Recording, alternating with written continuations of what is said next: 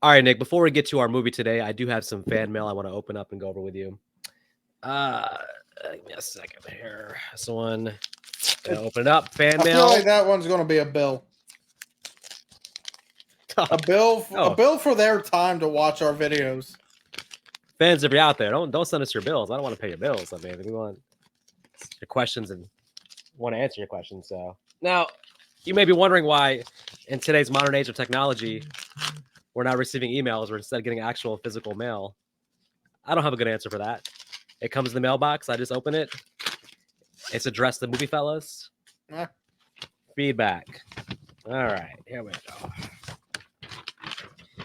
This is from Jimmy Smith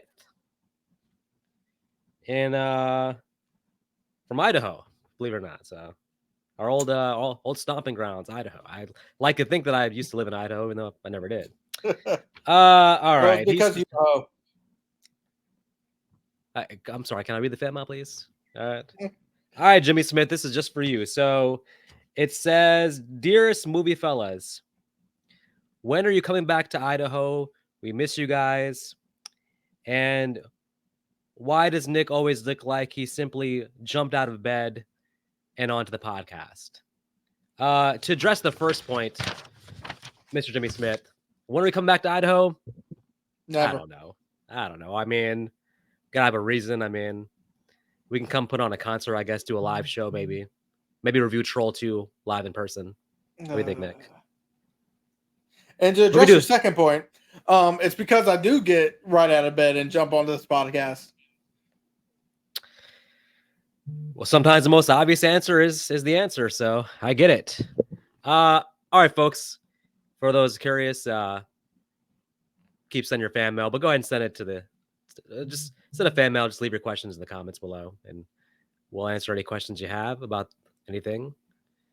And of course, speaking of live shows, we will be coming to Nilbog next month. So if you're in Nilbog, buy a ticket, see our live show. You can go there, okay? What do you mean? You can go to Nilbog. Well, I ain't touching that place with a 10-foot pole because the only good thing about Nilbog is a witch whenever she decides to actually drink her poison. Listen, buddy, it's called the Movie Fellas, plural, package deal. You got to come. The Nilbog government has generously paid for our airfare and our hotel reservations to come there to speak to the local people. And the government official told me they got a special green juice for us, man. I want to try the green juice. It's supposed to be healthy. So everyone, next week I'll be alone. What? Because Vic will be a pile of goo on the floor. Man, it's supposed to be bad boys for life, ride or die, man. What the? We're gonna send me to Nilbog by myself? Oh, I'm sorry, Martin Lawrence. Go fuck yourself. What? Appreciate your fan mail, Jimmy Smith.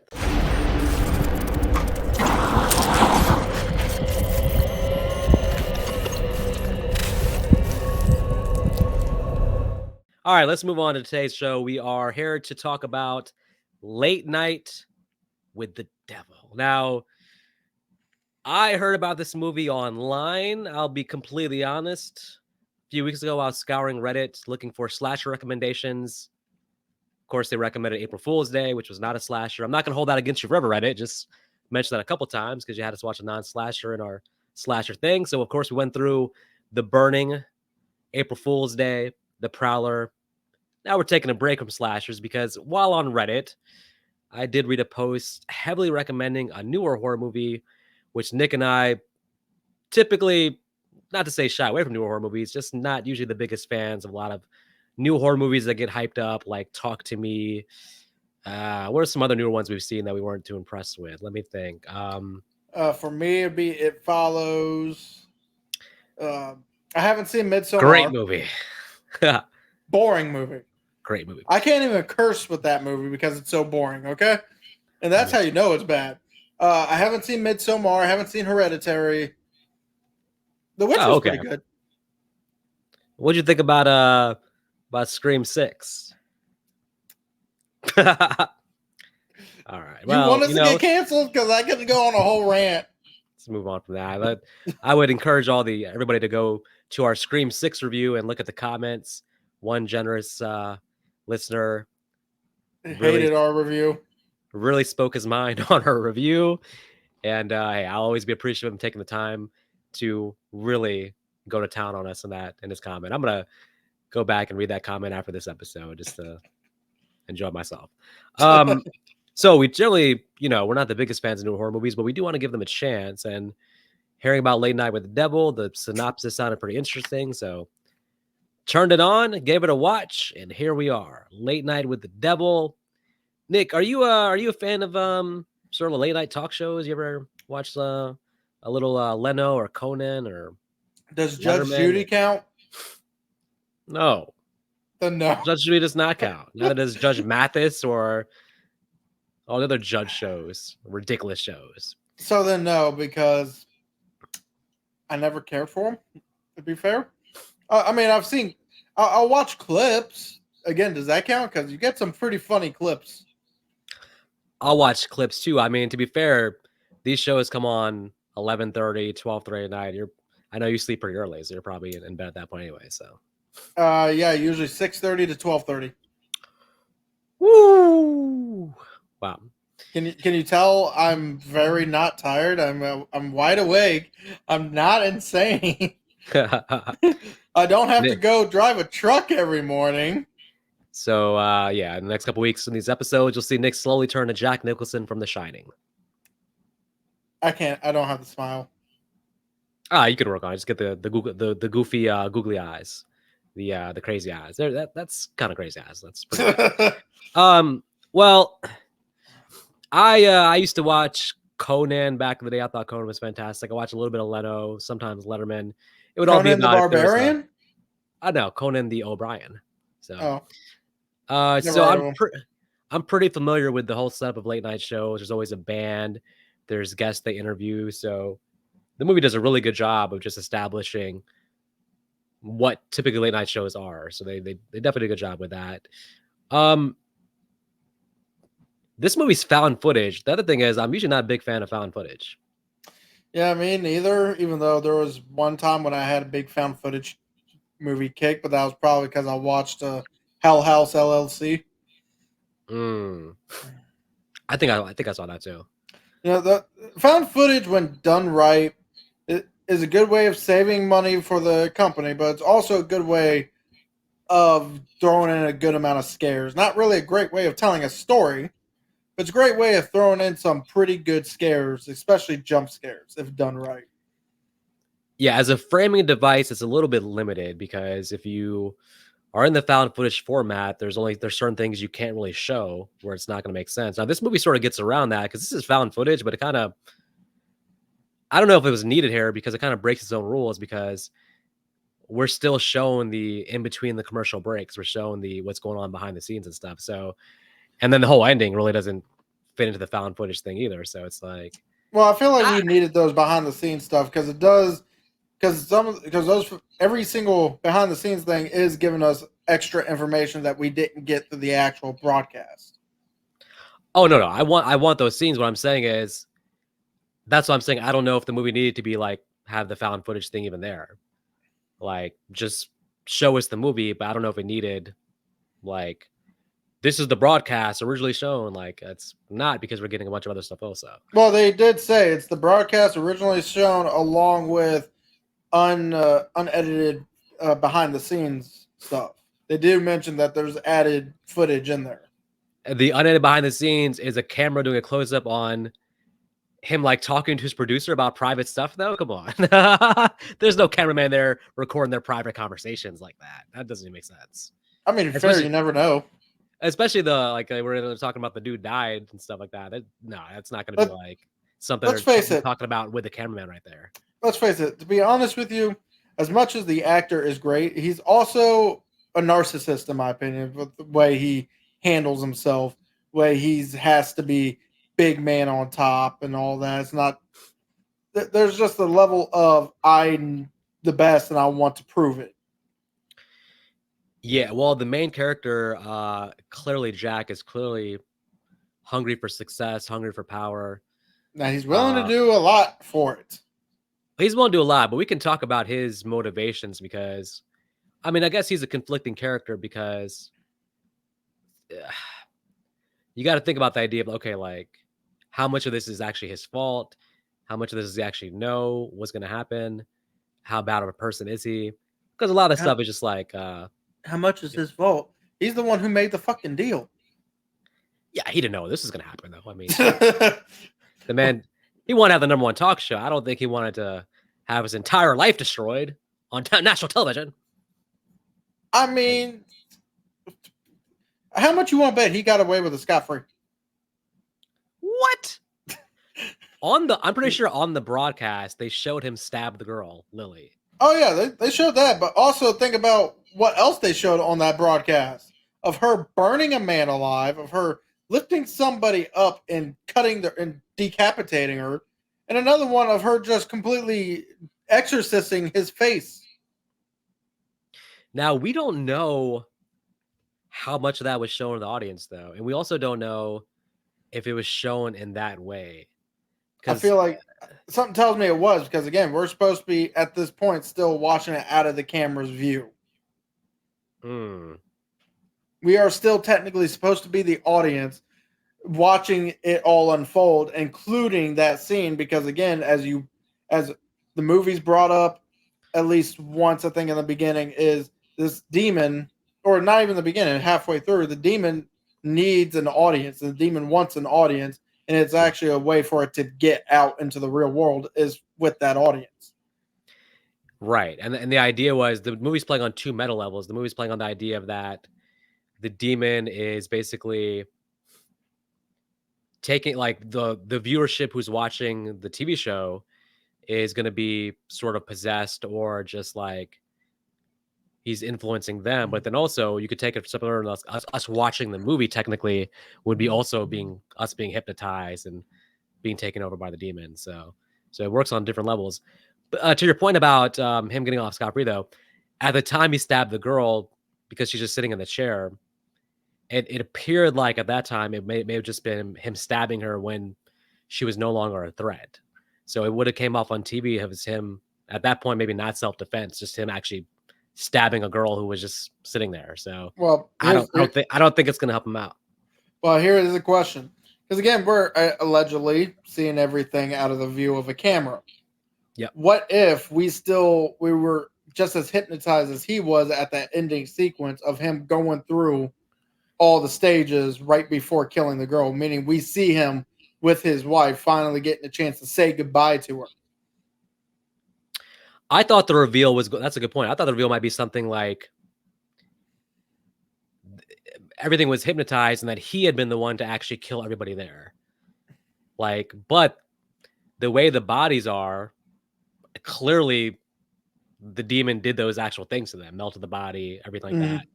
So the demon did that, but I thought it might have been something like where Jack's on the hook for all their deaths. The demon would have framed him for everything, but it didn't seem like the demon would have wanted Jack to take the spotlight, because again, if the demon wants the attention, if it gives it to Jack, if it makes Jack appear as the killer, it doesn't get no attention. Especially since the cult that allegedly brings it to life, or at least part of that cult that brings it to life, was destroyed. When I first watched the movie, admittedly, I didn't pay too much attention at the beginning because I was also cooking dinner.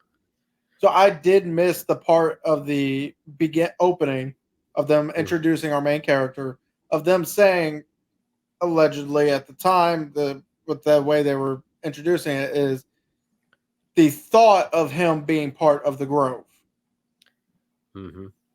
Which you said you did some research, so you want to bring up the Grove a little bit?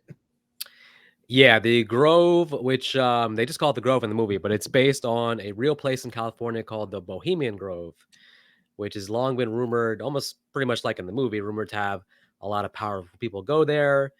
Rumors of rituals and orgies and sacrifices, and a lot of crazy shit going on there for people of influence and maybe back end deals with the devil made. So it's a very real place that has a lot of conspiracy theories surrounding it. which is surprising that the movie is actually using like a real place as an inspiration. But I guess that's why they call it the Grove, though, and don't call it don't fully blown out call it the Bohemian Grove. But yeah, based on a real place, so that makes sense that Jack would have gone there. So especially if he's trying to move up in the world. So I do got a quick question. Because that they bring up the Grove, but then they bring up another cult, which is the cult of Bexis. Brexis. Brexis. Okay. Yeah. So the question I got is, do you think they are part of the same circle, or is the cult of Brexis just a way of introducing this little girl who just happens to be controlled by a demon from the Grove instead of a Brexis? Because we're told already that it's not a Brexis that's controlling the girl.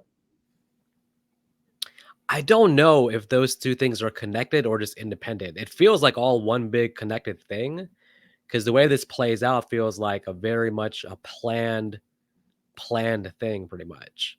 So I do feel like it's all connected. So we could talk about the cult for a second. So, and the funny thing about you said about being in your kitchen, this is one of those movies where, yeah, if you miss one of those scenes where they're explaining things, it can actually make the whole movie different because you're not going to understand certain things. You really got to pay attention to this movie. So the cult basically known for sacrificing children. At one point, I guess they're about to be taken out by a SWAT team or something. So they decide to burn the entire house down, burn themselves. And then Lily is the one child left, right? Mm-hmm. Now, Lily is 10 years old when the house thing happens. But the idea is that traditionally this cult would sacrifice children when they're age 13. So that's why she's going to be 13 by the time she shows up onto Jack's TV show.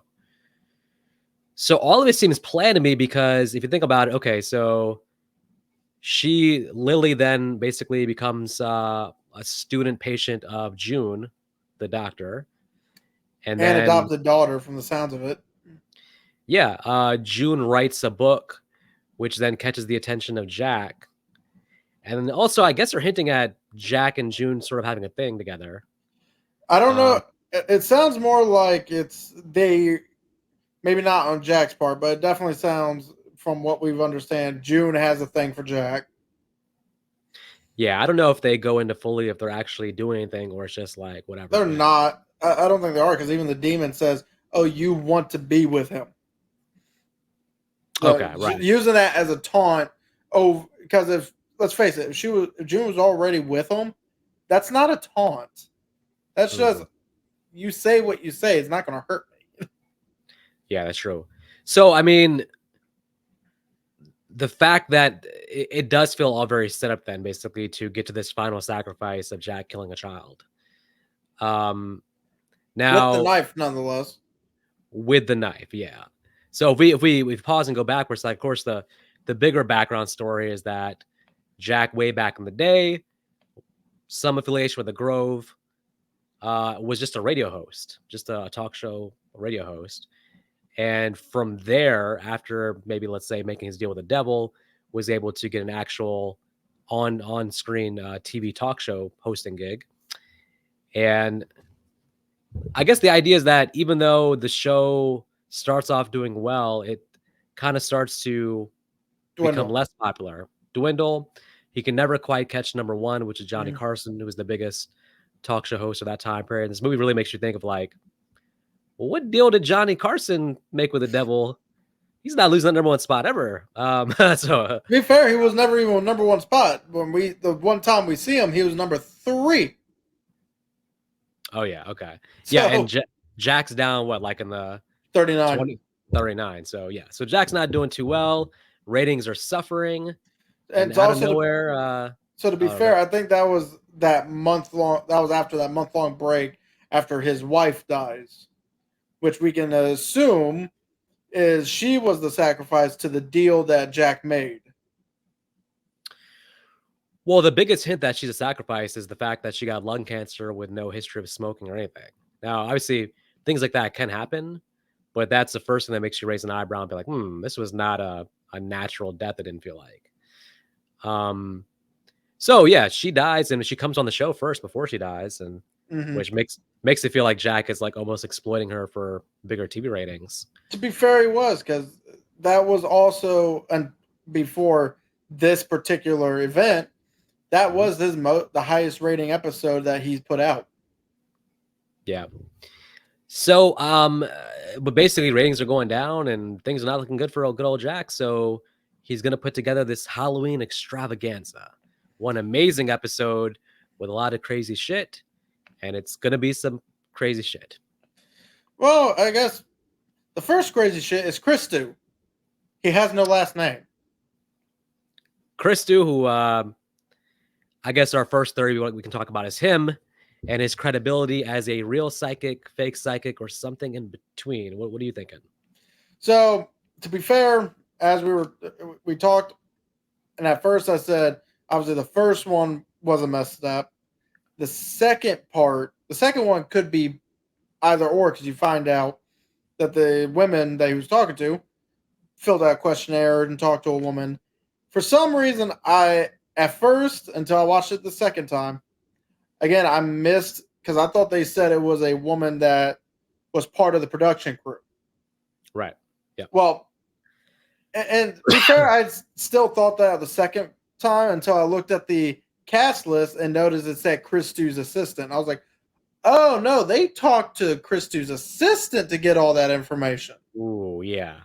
So now to me, it makes me think, so Christu, yes, was a fake, was doing the long con, and as Haig said, which thumbs up to a Sid Haig reference. Mm-hmm. As Haig said, he's a pretty good actor in a sense, but because he only messed up minimally. And when you find out that no, the women talked to his assistant to get certain information out of him for him, now it makes me okay. So he is a fake. So basically, he got the first people he got wrong, and the second one he got right, but that was probably based on him being fed the information ahead of time. Yes. But here's where I go in between, though. Even though he's a fake, clearly, though, a supernatural force is able to penetrate into his mind, because then he gets a real deal thing that's going to basically make him hemorrhage his organs out, I guess. If you haven't noticed the kind of the differences between the first, the second, and now the third, because each one, yes, it progressed. Obviously, the first one, is just bleh. Second one, he had more of a reaction, but the third one, the real one, he was losing his damn mind. He loses his accent. He goes from phony accent. So. Well, I found out he's also Australian. What? All right, now this makes less sense. I'm surprised he didn't go, "What up, mate? I'm looking for someone who knows Minnie." So I'm getting a reading from a koala bear. But kangaroo. Right, but something tells me that his reaction to getting an actual spirit talking to him was most likely him, because he's a fake, he's not actually used to getting a real voice. And so to an untrained person, it's gonna be painful. Oh yeah, he looked like he was having the migraine headache of a lifetime, and that's before he starts spitting out blood, which obviously becomes very problematic. It's not blood.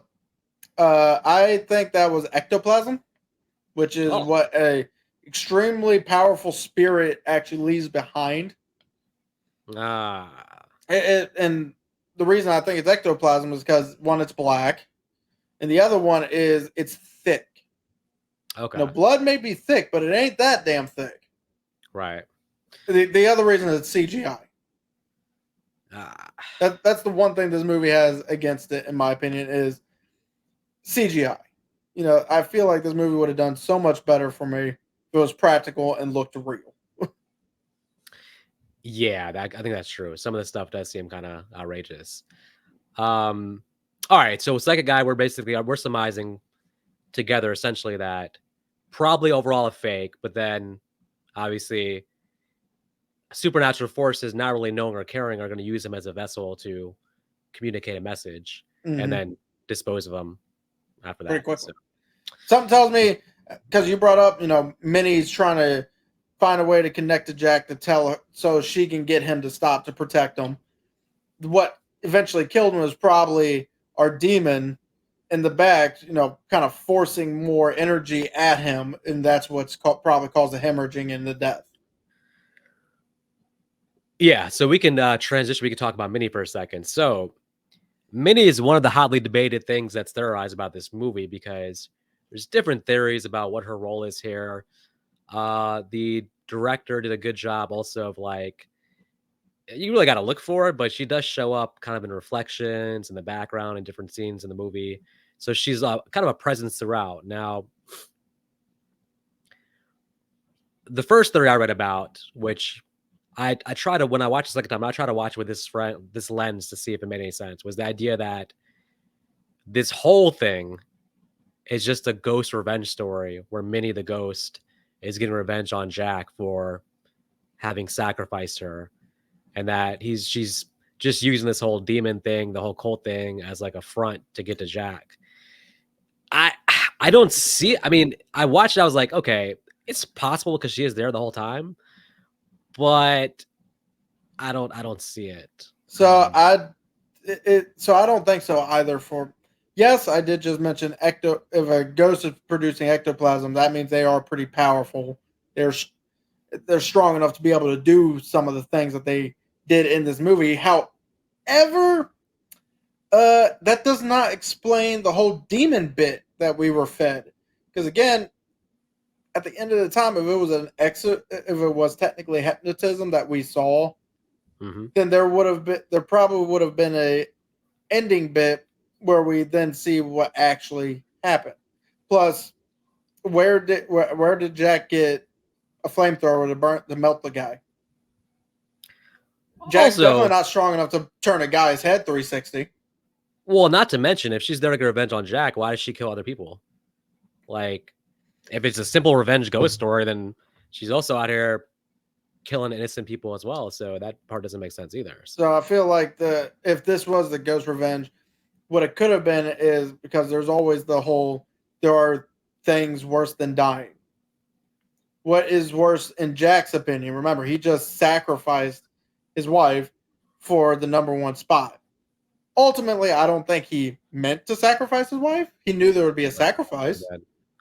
But judging by the way he told Minnie, he told Minnie at the end, basically, like, he said it kind of like it wasn't supposed to be this way.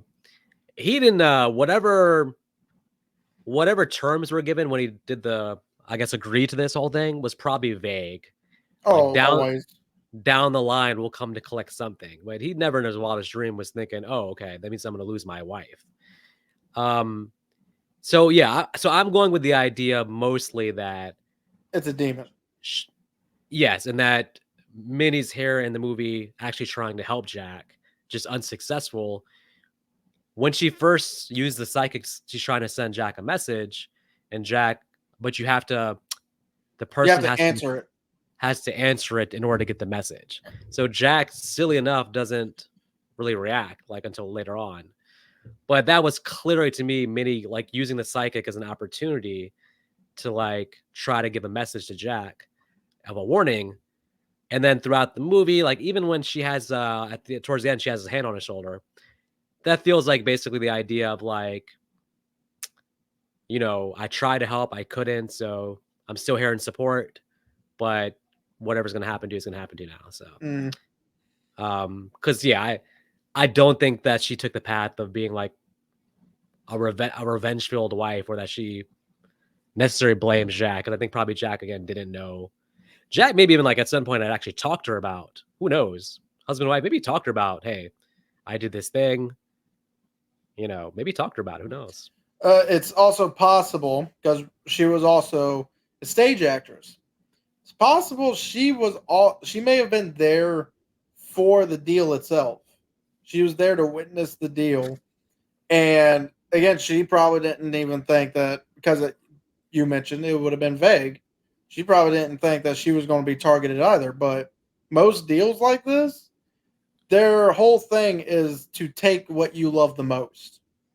because that is the most powerful energy that you could give something of this stature. Well, that's been my experience in terms of the deals I've done and what happened afterwards. That's From why my you're still single. from my experience, well, there was a good one, but she was sacrificed. So Well, I don't want to talk about it, but yeah. Okay. Now let's talk about Lily. I'm gonna say this, and I really mean it. she creepy? I mean, I thought the girl who played Abigail did a great job, but even I feel like this is even better than that.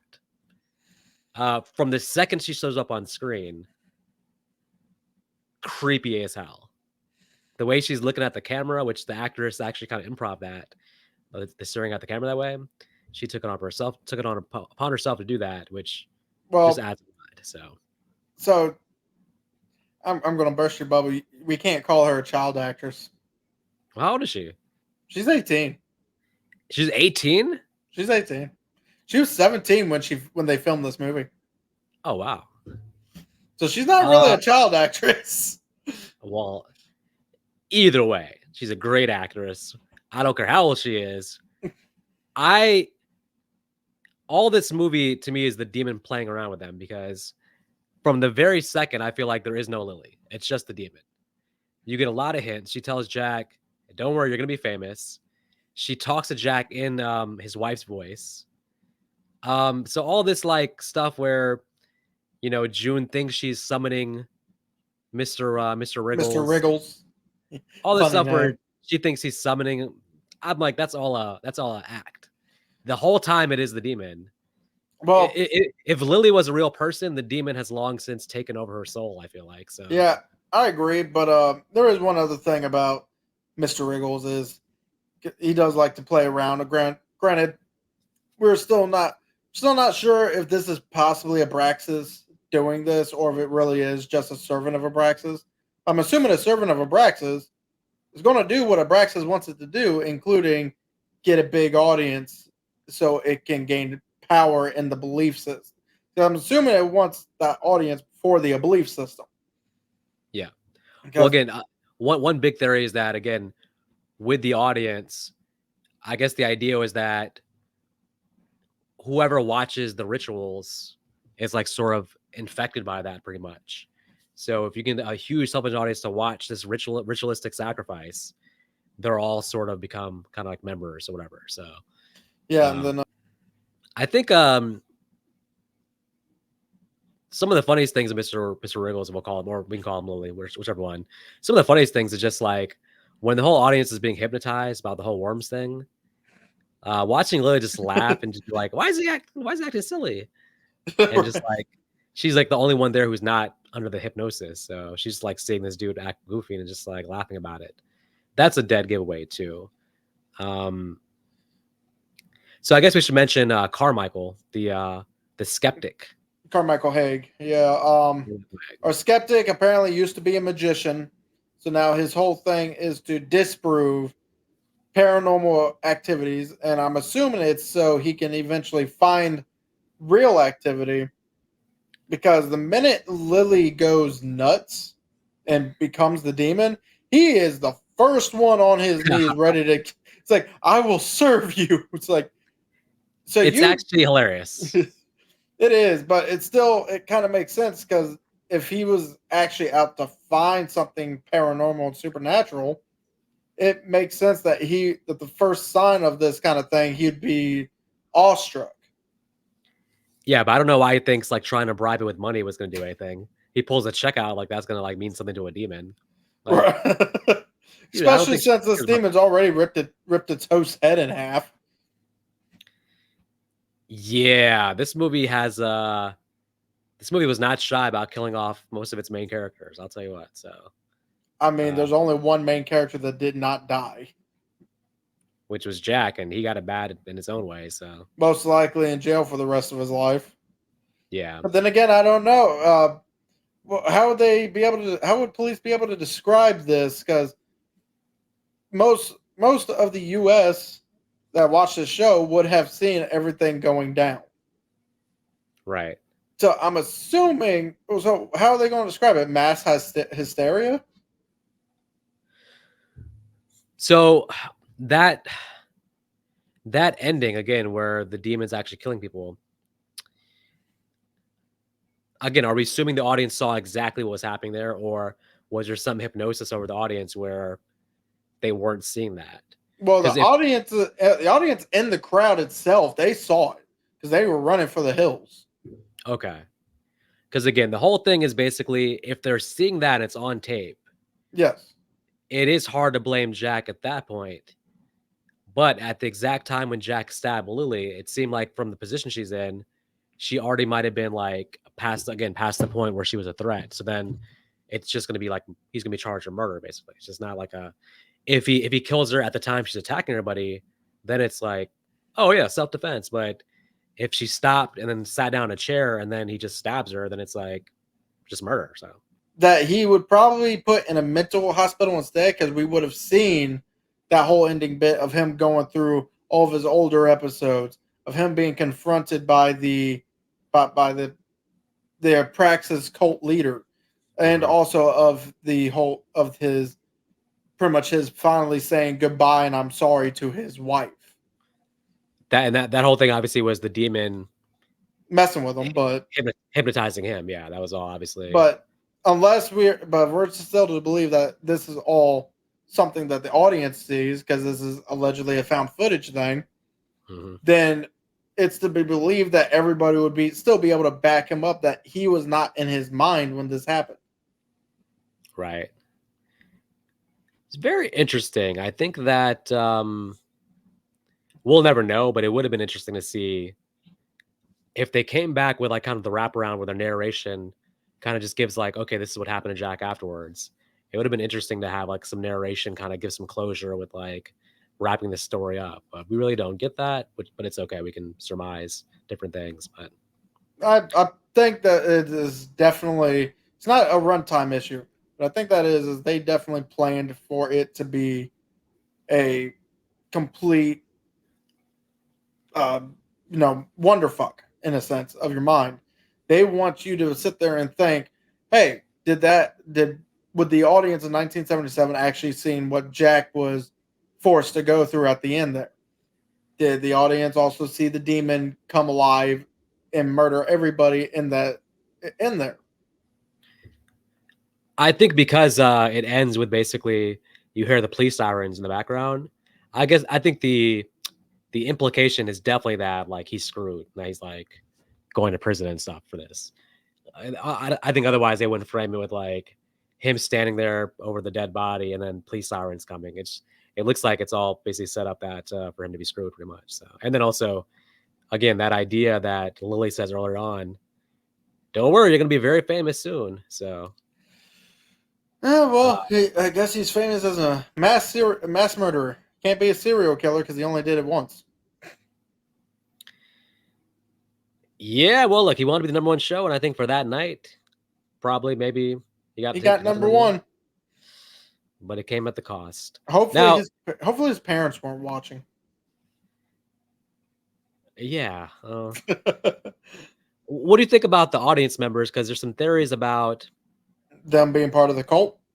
Yeah, I guess there's one. What is he addressed as? The skeleton? Yeah. A lot of people think the skeleton might actually be the actual devil himself or might be one of the demons because apparently the skeleton is just sitting there acting kind of suspect. Well, they're only that theory is only there because in one of the hypnosis hallucinations that Jack has, when the cult leader comes to talk to him, the skeleton dude is just standing there also. Right. But also so is all the other audience members. So again, it's probably, in my opinion, probably just but if the cult knew that this night was going to happen, it might make sense that some of the cult members are like, "Ooh, I want to be an audience for this." So maybe, but then again, I don't know if it's the cult of Abraxas because remember they all burned alive. It's probably just the cult of the Grove guys there. Yeah. To go back to the ending for a second, one thing to think about also is that okay, The whole purpose of the ending is the demon wants to get to this point where Jack kills a child. In terms of the demon killing the people that he killed, or she killed, you'll notice basically that they all basically try to confront the demon, and then the demon kills them. Yes. So it makes you think, like, did the demon actually care to kill them, or was that just a reaction to them jumping in his face and saying something? Like, I don't know if it was actually planned on his part to actually kill them. If they just ran away like the audience did, would the demon just be like, yep, run away? I'm glad you brought this up for one reason. Gus made no damn sense. He was so damn scared of everything going on. Why did he try to fight it? I don't know. I mean, I know he likes his job and probably looks like he's like a religious guy, but that's the time to run, Gus. That's the time to find a new job. From what we get of his character, that should have been what Gus did, was run. But I guess if you also want the ending that you're talking about of Jack being implicated in the murders, you can't have Gus alive. So once Gus's head gets flipped around, I feel like for June and Carmichael, I feel like that should be enough for them to be like, well, this is not something we can deal with. We need to get out of here. So we already talked about Carmichael. So as for June, though, her whole thing was she probably still thought that she could, at this point, I'd be like, I can't control you no more. But she probably thought that she could still control Mr. Wriggles. Right. And I'm just thinking, for me, it's probably either overconfidence or her love for Lily, or what she thought was Lily. Because from what it's implicated, that she adopted Lily, that they are together, living together as like a kind of a mother-daughter kind of thing. Right. Do you think that when Mr. Wriggles kills her, he's thinking about how early in the movie she slapped the shit out of her? Remember? Probably. He's like, I didn't forget about that slap. Well, to be fair, she probably got the more painful death. Let's face it, Carmichael, I guarantee you, died. Whoa. More. Carmichael was screaming in pain. Like, I don't know. Hers is pretty quick compared to him. No, because Carmichael he melted. Yeah, melted. Once you get to the 3rd degree spot, he's not feeling a damn thing. Yeah, but getting there seemed like quite the ride, though. I mean, hers was pretty much instantaneous, I thought. So, probably not, because she's lifted in the air and she's feeling that the chain digging into her flesh as she's hanging, unable to breathe, and technically watching the girl that she's been treating as a daughter, test subject and daughter, just in a sense getting enjoyment out of watching her die. I feel like just the presence of Mr. Wriggles should have been enough for her to be like, okay, I don't want to be that close to this, but I guess she was too far into. You're right. She thought that she could still reach her, but yeah. Well, also, can we talk about this very mild lightning slap that Jack takes? Because he gets hit by the lightning, and he flies at 1 mile an hour to the wall. Yeah, Jack gets off pretty easy here. Like, in comparison. I mean, I understand Lily can't kill him for what they have planned, but I feel like that kind of hit, he should have flown to the wall faster than that. Like, I'm pretty sure he got up and went, "Oh, that kind of tickled." Yeah, you're right. That's true. And we've already mentioned this, but I'm going to mention it again. The CGI is bad in this movie. Like, I feel like with the type of budget this movie probably had, they would have had enough for some practical effects. Well, Carmichael's death did look bad in terms of the melting effect. It looked like somebody had gotten Windows Movie Maker and just played with the effects there, because that didn't look good. I gotta say. But I mean, is what it is. It's still effective. Well, Well, yeah. So I mean, overall, the movie I would say is fantastic, though, in terms of like what I like about it is with each commercial break, it kind of escalates to something more. So when they come back from commercial break, there's an escalation, things get more tense. Um, but I was just super impressed with the girl who played Lily, 13 or 18, still a great actress. And then the dude that plays Jack in a way where, yeah, you never really know like how much he knows.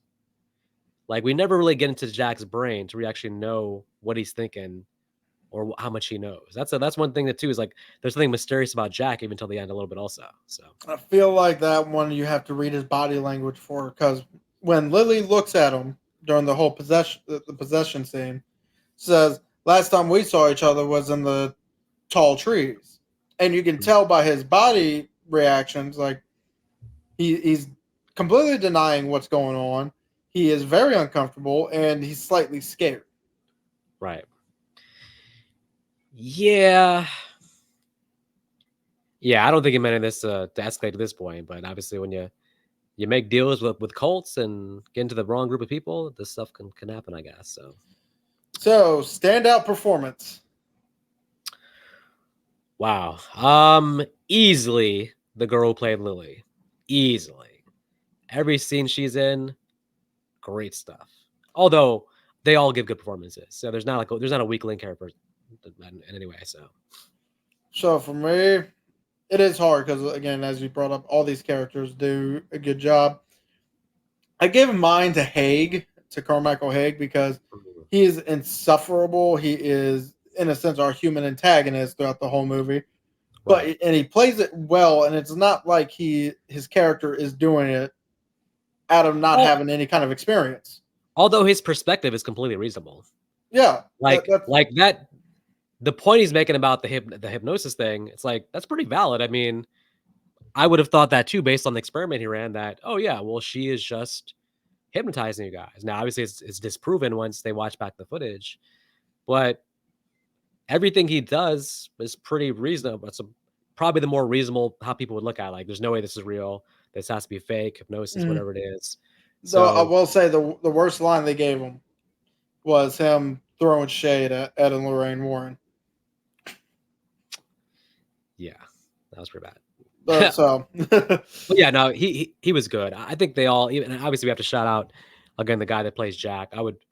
I'm definitely curious to watch more movies with that actor because he's done a so, great job. so allegedly, because I wanted to look up who did the voice of Mr. Wriggles during that scene. Apparently, it's the same guy who plays Jack. Huh. I'm guessing they just did the voiceover and then turned the pitch down of the voice to make it sound more demonic. Okay. But yeah, I looked it up. Apparently, it is the actor that plays Jack is also doing the voice of Mr. Wriggles. Gotcha. Interesting. Okay. Yeah, the voice and even like the girl's face looks so different. I'm just like, man, I don't know. It creeped me out. It was creepy. All right, so Yep. what's the next one again? Well, typically we do the Tommy Jarvis Award, but we're Oh gonna yeah. say Well, clearly. it's kind of easy for lately. Our Tommy Jarvis awards have been easy because this one is definitely on Jack because he's the one who made the deal. He's the one who wants fame so much that he brought in June and Lily. Because let's face it, if he didn't bring Lily, it just I don't see why you wanted to bring in the test subject. Also, it's like just bring in the doctor. Well, Don't exploit the little girl. that would be the normal thing to do. That's normally how it would play out in real life. But the fact that he brings her on and wants her to summon Mr. Wriggle, like just to get the ratings, basically, just to have like a crazy, and that's the thing. I guess the message might be at a certain point with this show is that a lot of this is like Jack pushing too far with these things. And also there's a message here, I guess, about everybody trying to gain something from somebody. Like Jack is obviously trying to use the audience to get to number one. Mm-hmm. In a way, June's kind of using Lily in a way, basically. I mean, it's furthering her career. She wrote a book about it. Carmichael, like a lot of it's kind of people trying to gain something from somebody or something here. So Yeah. But All right. Well, now we got what would you want to explore more or needed more focus? needed Uh, more focus. Nothing really comes to mind. I feel like this movie is like the gives you movie's just enough information to put the pieces together. It doesn't over-explain things. You definitely have to think. yeah. That's one of the things I like about this movie is I know we say in some movies we need more explanation, but also those are the type of movies that don't give us any kind of clues to for the explanation to make sense. In this one, it doesn't give us an explanation, but it gives us enough clues to piece everything together so we can make the story more coherent than what the movie is originally presenting to us, which I like in movies like this. I think in that very beginning opening explanation, you can very quickly surmise, oh, this dude probably made a deal with the devil or something because the kind of what they hint at the beginning, I think that you can put together, but then you need a little more information that you get throughout the movie to put it fully together. And the execution is really good about everything. So, but yeah, nothing struck me I mentioned earlier that an ending monologue again from the narrator, just like showing Jack go to prison like that. But it's okay not to have that. Like I said, a good movie does leave you with questions that you have to theorize about. So they didn't want to over-explain at the end, and that's fine. All right, so you want to go first since this is your movie? Yes, even as I guess I'm the Carmichael of new horror movies because I'm a skeptic of them, and I look to try to disprove their quality. But I mean, I can't be a skeptic of this one because even as a Carmichael, I'm more like Carmichael at the end where he's seen the damage and now is a believer. Unfortunately, it was too late for Carmichael, but it's not too late for us to enjoy new horror movies. So from a skeptic to a believer. I think Late Night with the Devil is fantastic, has rewatchability, has a lot of cool things you can find on the second watch. Still a lot of unexplained things you can theorize about. So it's a fun movie just to talk about and theorize about. As you mentioned, probably the only flaws are, as you mentioned, some of the effects, the CGI. Um, but yeah, for found footage, I mean, this might be right behind. I actually do like the original Blair Witch Project a lot. So, but this might be in that category as like the upper tier found footage horror movies for me. So strong recommend.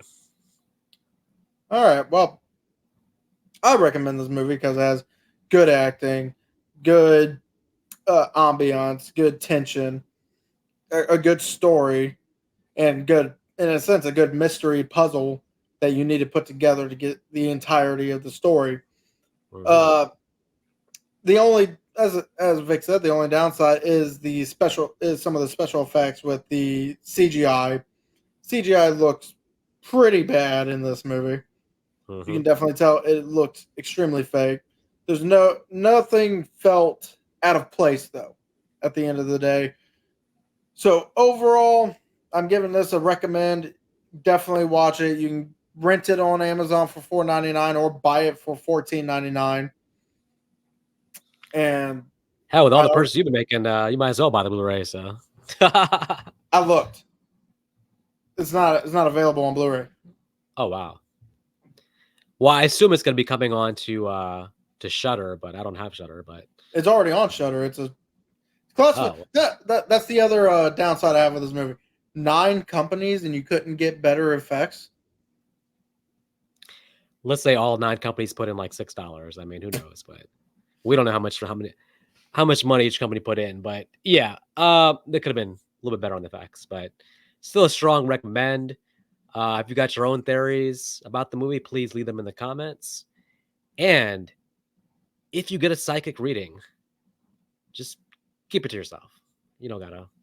Or You don't gotta do if anything you with if you it. hear a man screaming the name of one of your passed away loved ones, screaming for in your case, unmarried man wearing a wedding ring, answer it's probably important. And don't go to places called the Grove. Actually, go to the Grove. It sounds nice. I mean, be like Carmichael. Go for the orgies.